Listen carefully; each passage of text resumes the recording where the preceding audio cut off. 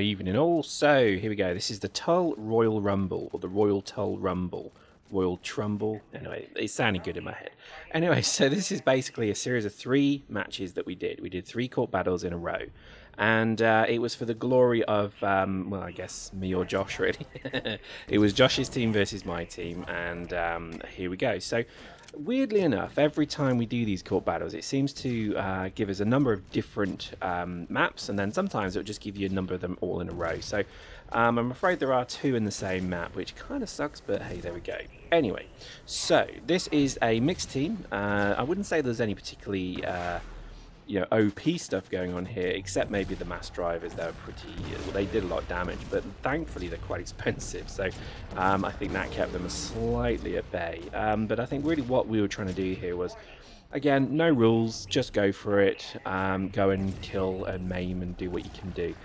We run matches like this, and usually we regret it, because when we say, right, no rules, then all of a sudden, you know, 10 tanks appear, which I guess gives a good battle in some aspects. But what commonly happens, I think, at the moment is usually those 10 tanks are on one side. Okay, yes, not 10, but you know what I mean. I wouldn't be surprised if there's been a Corp battle where somebody actually managed to call in maybe 5 or 6 tanks on the one team. And I think that certainly gives us a lot of trouble, because we're not particularly set to deal with tanks still. On this character, I mean, on my main character I certainly am, but anyway, you'll see. In this first match though, there's no tanks, though, thankfully. That was good. It was just all infantry, and again, no rule behind that. It was just the way it naturally appeared. I think in terms of really what this battle was around was just, I guess, you know, again, it's always this kind of switch, you know, this toggle switch. Right now, we're on the back foot, they've got 2, we've got 1, and really it comes down to, you know, we need to assault, they need to defend. Take 1 point, and that switch turns completely to the other side, where all of a sudden the orders are given out, right, defend this objective, hold fire, you know, stand right here and then defend it.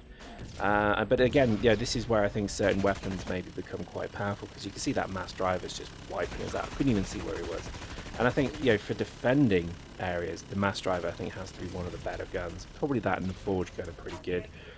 For assaulting, I think assault rifles, SMGs, shotguns, maybe even lasers from a distance are not too bad to soften up your opponent. But here we go. So we just hacked B, so all of a sudden the switch has been flicked, and it's over to them to attack us now. So what we did is really just running around capturing the I guess the peripheral you know, nodes, so things like the COU, things like the ammo, the supply depot, and so on. So capturing those gives you quite an advantage, plus also it gives you a sneaky spawn as well.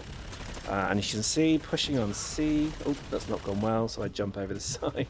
Look at that, he chases me all the way. I mean, that's determination, that is.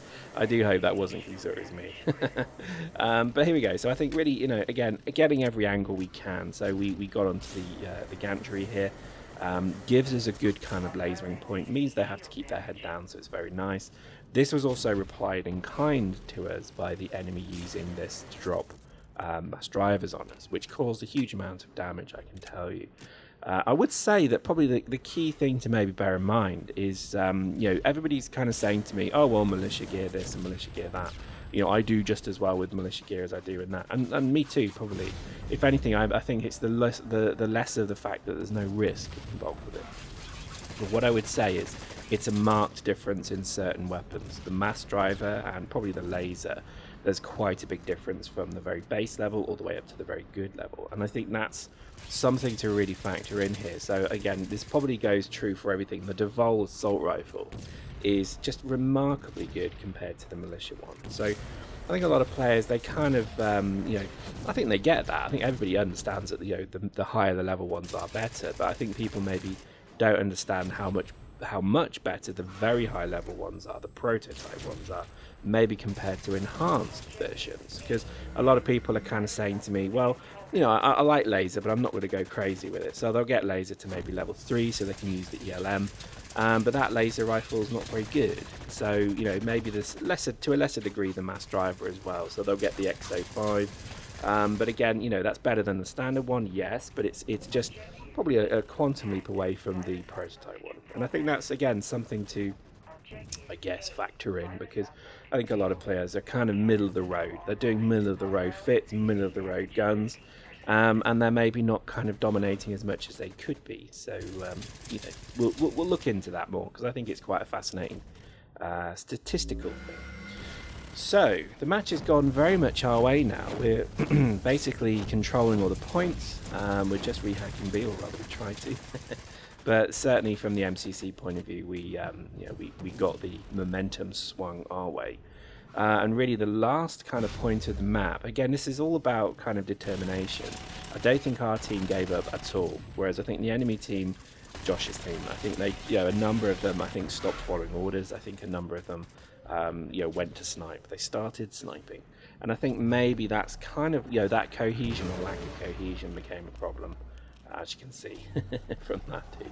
And obviously that then caused the match to pretty much go our way. So, just mopping up the last few clones. And you can see the mass driver phone again. Crazy thing.